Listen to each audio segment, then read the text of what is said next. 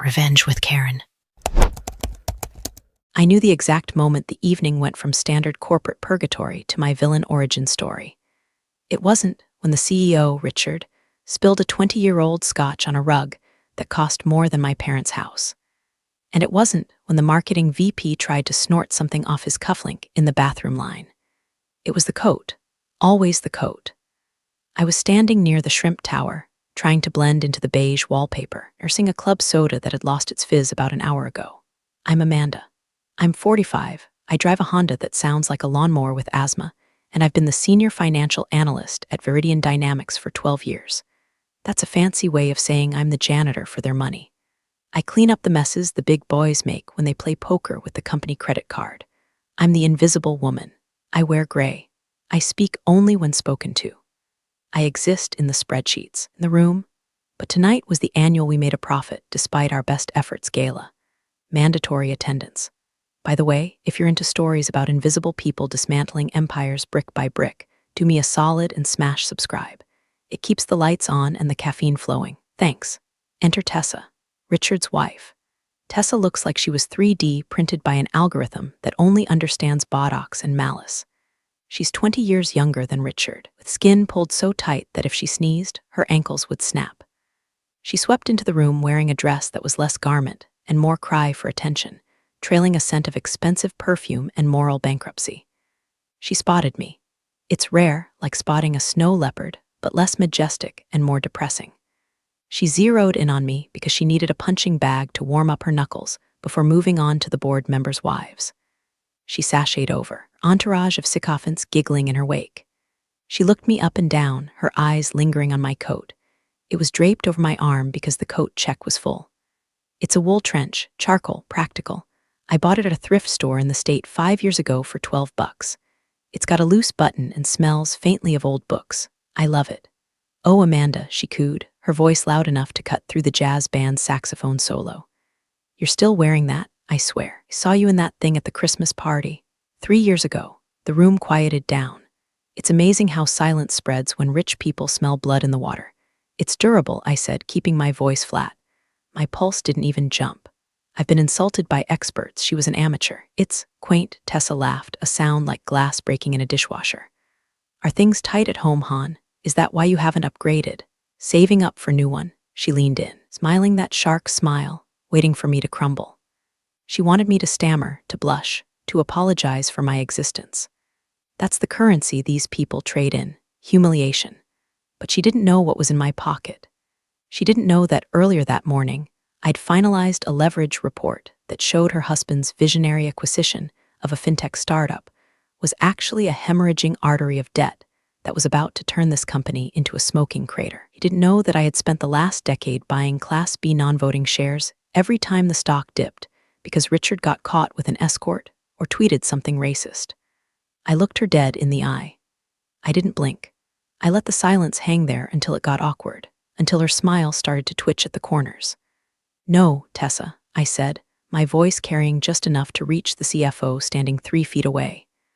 I'm not saving up for a coat. I'm saving up to buy this company.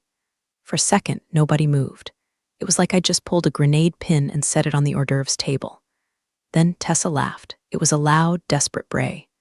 Oh, that's rich. Did you hear that, Richard? The calculator thinks she's a capitalist. Oh, Amanda, you're adorable. Never change. She rolled her eyes, patted my arm with a hand that felt like a cold, dead fish, and turned away, dragging her audience with her. They laughed too, because that's what you do when the queen bee laughs. You laugh so you don't get stung. I watched her walk away. I watched Richard refill his glass, his hand shaking slightly, a tremor I'd noticed in the last 3 board meetings. I watched the VP of sales checking his phone, sweating, probably reading the same internal memo I drafted 3 hours ago about the Q3 projections being a total fabrication. They thought it was a joke. They thought I was the office furniture making a squeak. I put my coat on. I buttoned it up all the way to the chin. It felt like armor. I walked out of the gala, past the valets parking Ferraris and Teslas, and got into my Honda. I sat there for a moment, gripping the steering wheel. My knuckles were white, not from fear, from anticipation. I reached into the glove box and pulled out a burner phone. I had one number saved in it, number belonging to a man named Elias Vance, the ousted co-founder who Richard had stabbed in the back 7 years ago. Elias still held the dead voting block, shares that were considered worthless because they had no dividend yield. But they had one thing: they had boardroom access, rights in the event of a financial crisis. And I was about to manufacture a crisis that would make the Great Depression look like a bounce in the market. "Game on, Tessa," I whispered to the empty car. "I hope you kept the receipt for that dress." The next morning, the office was buzzing with the kind of frantic energy you usually see in an anthill right after a kid kicks it. I walked in at 7:55 a.m., same as always. I scanned my badge. The beep was the only greeting I got, and headed to my cubicle in the back corner of the finance floor. They call it the silo. It's where they put the people who actually do the work, so the executives don't have to look at us while they practice their putting on the office green. My desk is a fortress of paper stacks, 3 monitors, and a half-dead succulent named Asset. I sat down, fired up the terminal, and took a sip of my lukewarm Bodega coffee. It tasted like burnt hazelnuts and regret. Perfect. While the rest of the floor was gossiping about Tessa's dress or Richard's speech, opened a hidden partition on my hard drive. To IT, this folder looked like archived tax records from 2014. Boring, dense, untouchable. To me, it was the war room. I clicked open a spreadsheet titled Project Guillotine. I've been building this for 12 years. 12 years of being the person they handed the boring files to. "Here, Amanda, look through these expense reports. Amanda, double-check these merger clauses. Amanda, organize the basement archives." Thought they were giving me grunt work. What they were actually giving me was the skeleton key to the castle. I knew everything. I knew that the VP of Operations was funneling supply chain kickbacks through a shell company in Delaware. I knew the CFO was cooking the books to hide the fact that our flagship product, the very cloud software, was actually just a reskinned version of a competitor's code that we were about to get sued for. I knew that Richard, glorious CEO, had leveraged his personal shares to pay off a gambling debt in Macau. But knowledge isn't power. Knowledge is just potential energy. Power is knowing when to pull the trigger. I tabbed over to the market watch. Viridian Dynamics, VRD, was trading at $45.20. "Not for long," I muttered. I opened the internal comms channel. I could see the panic starting to bubble up in the private executive chats. I had access to those too, not because I was a hacker, but because the executive assistant, a sweet girl named Sarah who Richard screamed at daily, had given me her password 3 years ago so I could help her format a PDF. She never changed it. Why would she? I was just Amanda. Amanda helps. Amanda fixes things. Chat log, CFO to CEO CFO. Richard, the leaks about the acquisition fail are hitting the blogs. Seeking Alpha just posted a rumor piece. CEO, kill it, tell them it's baseless. Buy ads if you have to. CFO, we don't have the cash flow for Media Blitz, Richard. The bank lines are tapped. I smiled. The rumor piece on Seeking Alpha, I wrote that. Well, I didn't write it. I provided the raw data to a freelancer who needed a scoop. Anonymous source, untraceable. The stock ticked down, $44.80. I picked up my phone, a real phone this time, and texted my broker. Buy 500 more on the dip. Execute at $44. Amanda, I snapped my head up. It was Chad, the junior analyst. Chad is 24, wears suits that are too blue, and thinks crypto is a personality trait. Yeah, Chad. Hey, Richard's looking for the Q3 risk assessment files. The ones for the fintech merger. He's screaming about them being missing from the shared drive.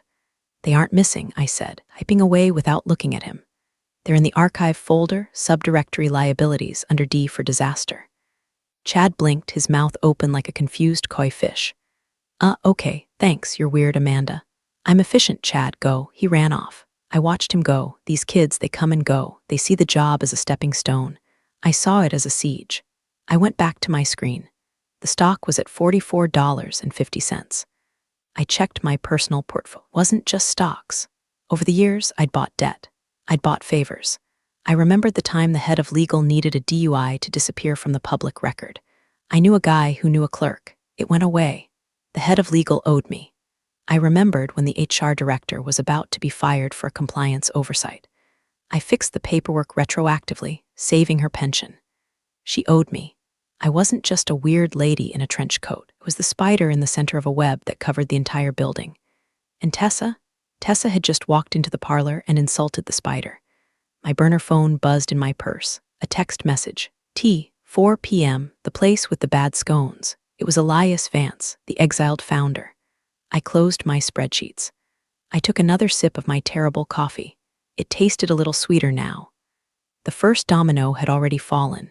They just hadn't heard the click yet. Tea shop was a relic, much like Elias Vance himself. It smelled of lavender and dust, located in a part of the city that gentrification had sniffed at and decided to skip. It was perfect. No polished executives came here. No one who knew what EBITDA meant would be caught dead eating these scones. Elias was sitting in the back booth, looking like a wizard who had traded his robes for a tweed jacket. He was 70, with wild white hair and eyes that were sharp, angry, surprisingly clear. He was reading a newspaper, an actual physical newspaper.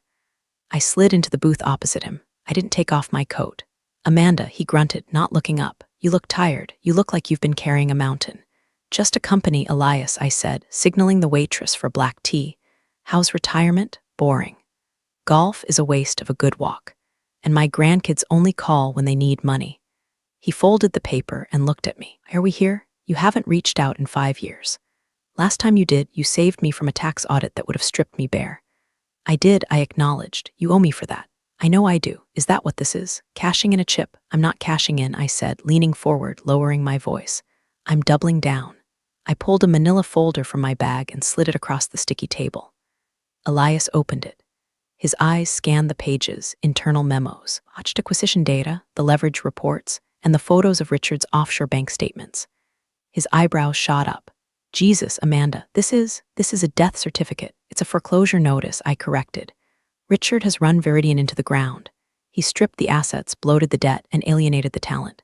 The stock is going to tank, Elias. It's going to hit single digits within the month." Elias snorted. "Good, let it burn." "I hope he chokes on the ashes." "No," I said sharply. "We don't let it burn, we let him burn. The company has good bones, Elias. The staff, the real staff, the ones in the silo, the engineers, the support team, they're good. They don't deserve to lose their livelihoods because Richard wants to buy another yacht." Elias looked at me, really looked at me.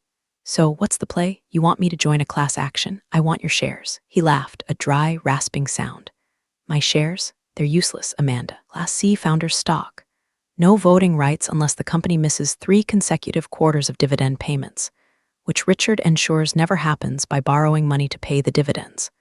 "Look at page 4, I said. He flipped the page. He stopped. He read it again. He missed the payment to the preferred trust. He missed it yesterday, I said.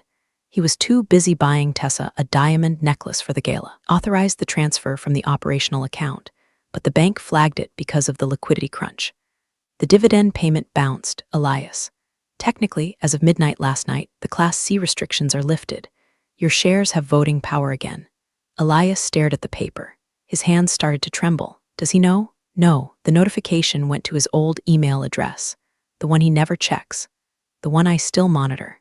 A slow, terrifying grin spread across Elias's face. It was the smile of a man who had been waiting in the dark with a knife for 7 years. "How much?" he asked. "I don't have millions, Elias. You know my salary, but I have my savings, my 401k, my house. I can give you fair market value as of yesterday's close. You want to buy me out? No. I want you to proxy them to me. I want you to give me the gun so I can shoot him." Elias sat back, looked out the window at the gray street. "You're risking everything, Amanda. If this fails, he'll fire you. He'll blacklist you. You'll never work in finance again. I'm 45, Elias.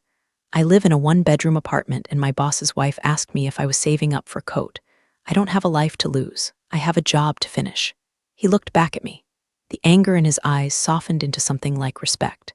"You're not the enemy, are you?" he murmured. "I'm the reset," I said, reached into his jacket pocket and pulled out a fountain pen. He signed the proxy document at the bottom of the page. He didn't even hesitate.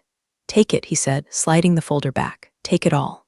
But promise me one thing." "What?" "When you fire him, tell him it was me who sharpened the axe." "I'll do better than that," I said, tucking the folder into my coat, my armor. "I'll let you swing it." I left the tea shop. The wind was picking up outside, cold and biting. It felt good.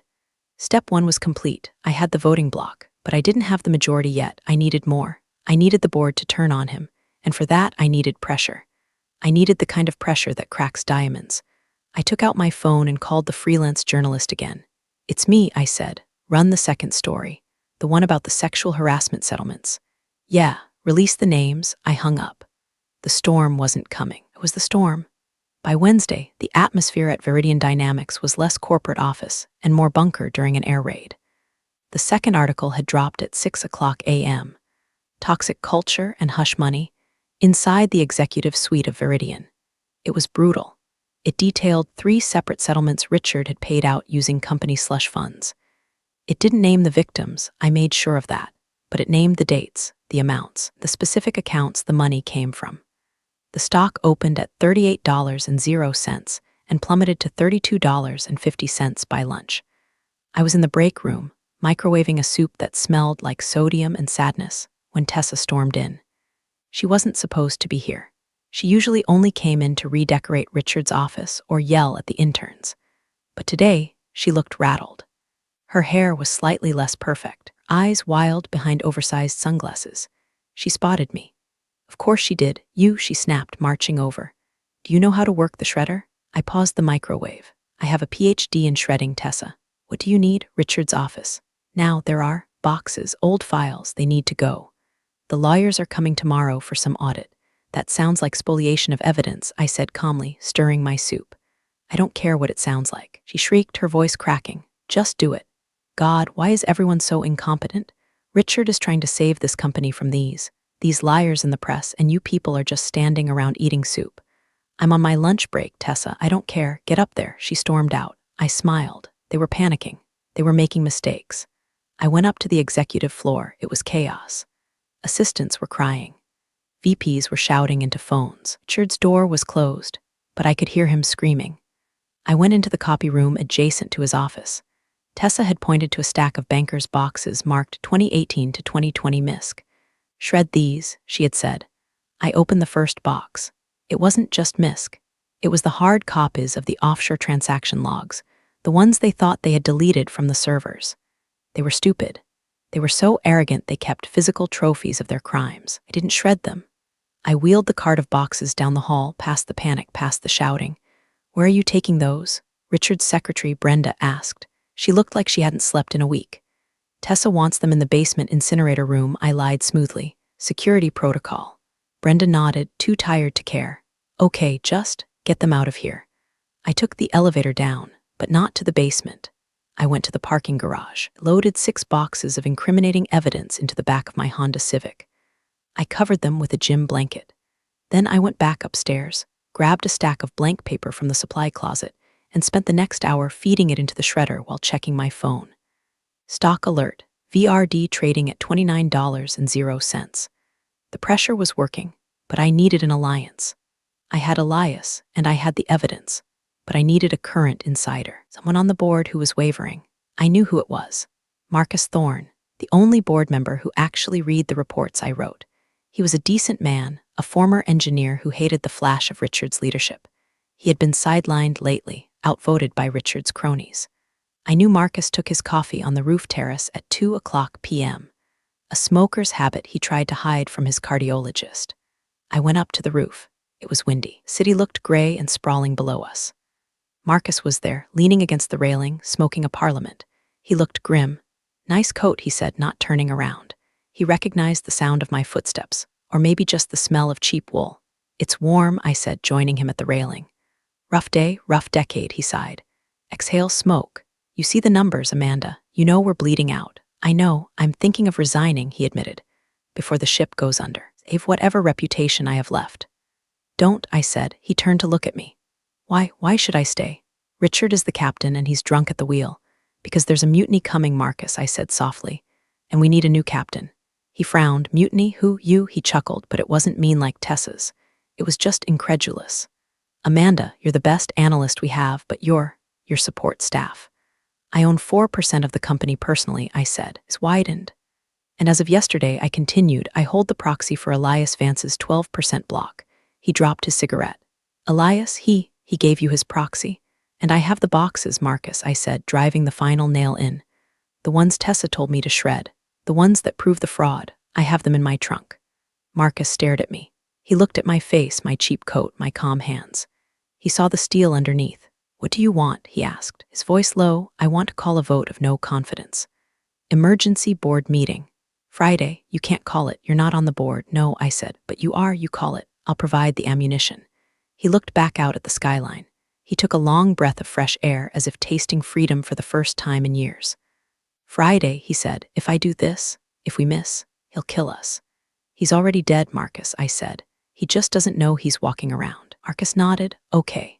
I'll send the notice at 5 p.m. I walked back to the elevator. My heart was hammering against my ribs, a frantic bird in a cage. But my face was stone. I was going to take them all down, and I was going to do it wearing a $12 coat. Thursday was a tightrope walk over a pit of vipers.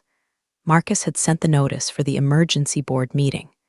The subject line was simply, "Review of Leadership and Strategic Direction. Corporate speak for prepare the firing squad." Richard went nuclear.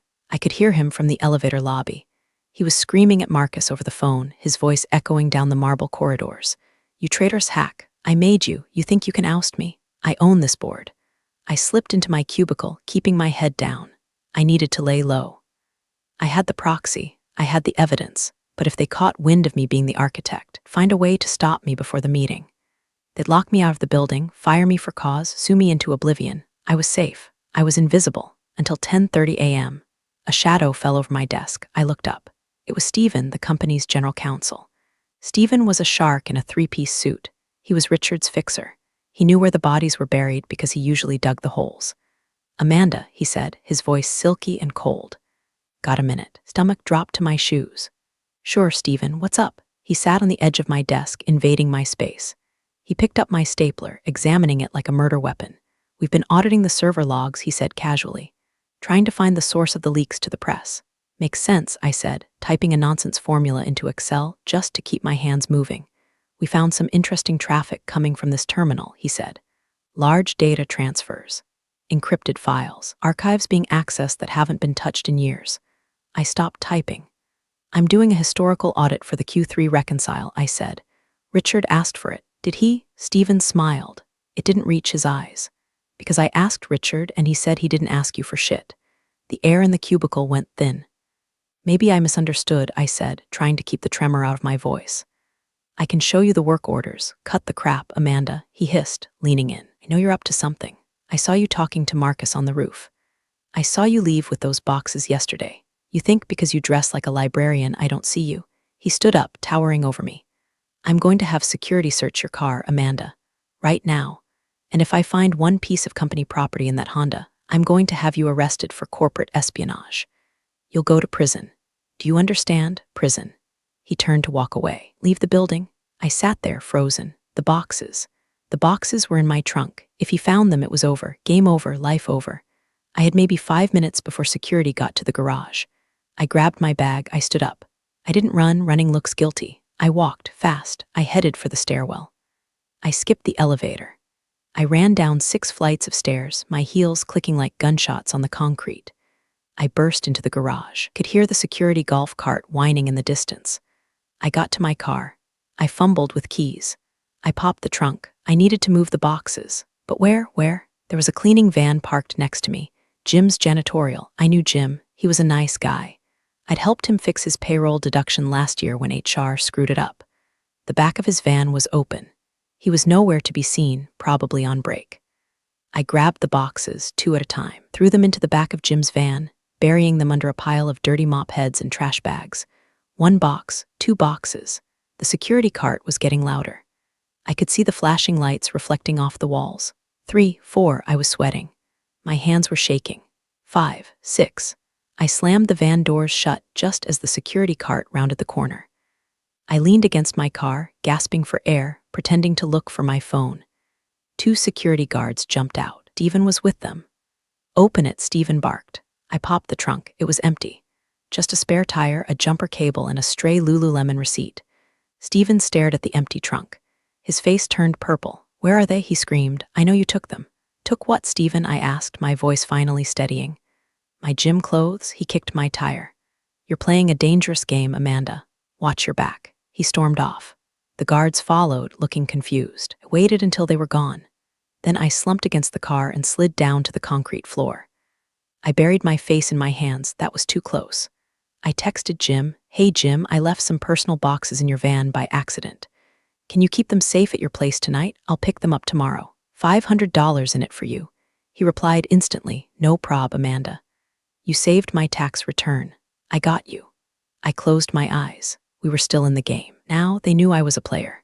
Tonight I had to send the letter, the one to the board chair, the ultimatum. I went back upstairs. I didn't go to my desk. I went to the mailroom.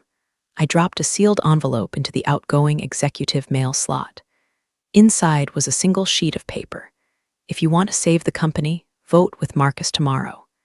If you don't, the contents of the missing boxes will be sent to the SEC, the FBI, the New York Times on Monday morning. Your choice." I didn't sign it. I didn't have to. Tomorrow was the day, win or die, Friday morning, the day of the reckoning. The boardroom was a glass-walled aquarium of tension. I wasn't invited, obviously. I was just the analyst. But the entire company had ground to a halt. Nobody was working. Everyone was refreshing their email, waiting for the blast radius. I sat at my desk, staring at the succulent. "It's just us, Asset," I whispered. Upstairs, the battle was raging. I had a live audio feed. Remember the fix I did for the conference room AV system last month? When the microphones kept cutting out, I fixed it. And while I was there, I patched the audio output to a private IP address. I put on my headphones. "This is preposterous." Richard was yelling, "You have no grounds. The company is in a transition period. The stock is at $22. Richard, Marcus's voice was calm, steady. "We've lost 40% of our value in a week. The creditors are calling the loans. Because of these leaks." Tessa was there too. Of course she was. "Someone is sabotaging us. It's probably that little bitch from finance." I smiled. She remembered me. "We're not here to discuss leaks," the board chair, a man named Sterling, said. His voice was heavy. He had received my letter. "We're here to discuss the motion of no confidence." "You can't do this," Richard hissed. "I control the voting block. Between my shares and the founder's Class C shares held by the trust, I have 51%. You can vote all you want, but I have the veto." This was it, the trap. "Actually," Marcus said, "the Class C shares aren't in the trust anymore." Silence, dead silence. "What are you talking about?" Richard sounded confused. "The dividends were missed," Marcus said. "The shares reverted to Elias Vance on Tuesday." "So what?" Richard laughed nervously. "Elias is a senile old fool. He hates this place. He probably doesn't even know." "He knows," Marcus said, "and he's proxied his voting rights." "To who?" Richard demanded. "To you?" "No," Marcus said, "to the new majority stakeholder." "Who is it?" Tessa shrieked. "Who is doing this?" I took off my headphones. It was time. I stood up. I smoothed down my skirt. I picked up my coat. I put it on. I walked to the elevator. I pressed the button for the penthouse floor. Doors opened. The receptionist looked at me. "Amanda, you can't go in there. Watch me," I said. I walked down the hall. The double mahogany doors to the boardroom were closed. I didn't knock. I pushed them open. Every head turned. Richard, Tessa, Marcus, Sterling, the lawyers. Richard looked at me like I was a delivery driver who had walked into the wrong house. "Amanda, what the hell are you doing here? Get out." "We're in a meeting." Tessa stood up, her face twisted in a sneer. "My God, did you come to ask for a raise now? Read the room, honey." I didn't look at them. I looked at the empty chair at the head of the table, opposite Richard. I walked over to it. The room was so quiet you could hear the AC humming. I pulled the chair out. I sat down. "You asked who holds the proxy," I said, my voice clear and cold. I reached into my coat pocket and pulled out the signed document from Elias. I slid it across the polished wood table. It stopped perfectly in front of Sterling. "I do," I said. Richard's face went white. Like sheet of paper white. You're the analyst. You make $60,000 a year, and I invest 40% of it," I said. "Compound interest is a bitch, Richard, and so am I." Tessa gasped. You little rat, you stole this." "I bought it," I corrected. "Legally, fairly. Unlike the yacht you bought with the pension fund." Sterling looked at the document. He looked at me, looked at Richard. "It's valid," Sterling said. "She holds the block. She has the floor." I laced my fingers together on the table. I looked at Richard. "Shall we begin?" The room exploded. Richard slammed his fist on the table. "This is insane. Security, get her out of here." "If you call security," I said calmly, "I will have them escort you out. I hold 16% of the voting power now, Richard. Marcus holds 4%. The rest of the board holds 31%. That's 51%. We are the majority." Richard looked at the board members. He looked at the men and women he had bullied, ignored, and enriched for years. He looked for loyalty. He found none. They were looking at the stock price on their iPads. They were looking at their own survival. "You can't run a company," Tessa yelled, pointing a manicured finger at me. You're a nobody. You wear a coat from the Salvation Army. You don't know the first thing about leadership. Know that our debt-to-equity ratio is 4:1, I said, reciting the numbers from memory. I know our customer churn rate is 15% month over month. I know that we're burning $2 million a week on consulting fees paid to a firm owned by your brother, Tessa. Tessa's mouth snapped shut. I don't need to be a somebody to read a balance sheet, I said. I just need to be honest. Something this room hasn't seen in a decade. Fine, Richard sneered, trying to regain composure. You have a block, so what? You think you can just take over? You need a vote, a formal vote. That's why we're here, I said. Motion to remove Richard Sterling as CEO effective immediately. For cause, malfeasance, fraud, incompetence. Seconded, Marcus said instantly. All in favor, Sterling asked. Hands went up, Marcus, Sterling, 2 others. Richard counted, that's 4. There are 9 board members, you need 5. He smiled. It was a greasy, terrifying smile. You missed, Amanda. You came at the king and you missed. The other 4 board members, Richard's golf buddies, kept their hands down. Ty, Richard gloated. Status quo remains. Meeting adjourned, and Amanda, you're fired. Get your shit and get out. My heart stopped. I had miscalculated. I thought the fear of the SEC would flip them all. But the cronies were too deep in the mud with him. If he went down, they went down. They were protecting themselves. Wait, voice came from the doorway. We all turned. Standing there was a woman in a black dress. She was old, frail, leaning on a cane, but her eyes were sharp. It was Alina, the widow of the other co-founder, the one who died 10 years ago. She never came to meetings. She was a silent partner. Alina, Richard said, his voice cracking. What are you doing here? I'm here to break the tie, she said. Her voice was thin but steel strong. You haven't voted in 10 years. Richard stammered. I haven't had a reason to, she said. She hobbled into the room. She walked past Richard without looking at him. She walked up to me. She looked at my coat. She smiled. My husband used to wear a coat like that, she said. He said fancy clothes were for people who had nothing to say. She turned to the board. I vote yes, she said. Remove him. Richard collapsed into his chair. It wasn't a sit, it was a fall. Tessa started screaming. No, you can't. This is illegal. I'll sue all of you. Motion carries, Sterling said, banging the gavel. Richard, you are relieved of command effective immediately. The silence that followed was heavy. It was the sound of a giant falling. Get out, I said to Richard. He looked at me. His eyes were empty. He stood up, shaky. He took his jacket. He didn't look at Tessa. He just walked out the door. Tessa looked around, realized her power had just walked out the door, and ran after him.